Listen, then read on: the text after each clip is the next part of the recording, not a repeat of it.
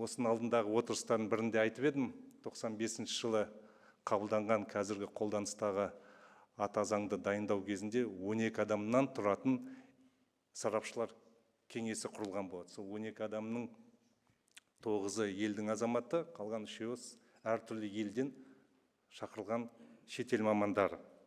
Әрине, олар бір мықты мамандар болған шығар, құқық практикасы бойынша, теориясы бойынша.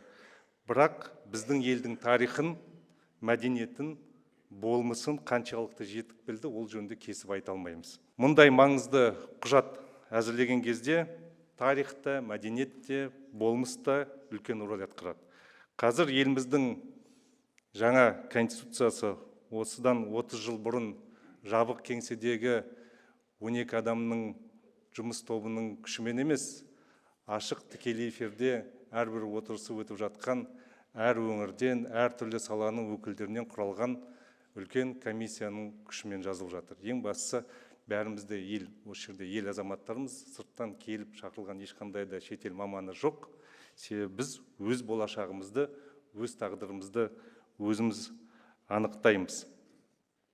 Мен бұған дейін де айтқан болатын, бұл ең алдымен қазақ тілінде, мемлекеттік тілде жазылып жатқан конституция. Ел азаматтарын өз күшімен. Сондықтан да тағы да қайталап айтамын, бұл шын мәнінде халықтық конституция. Бізге біреу сырттан келіп ақыл айтып отырған жоқ. Бұл өзіміз жиналып, өзіміз талқылап, дауласақ та өзіміз пікірлесіп, бір пікірге келіп, мемлекеттік, елдік, ұлттық мүдде тұрғысынан қабылдап жатқан конституция.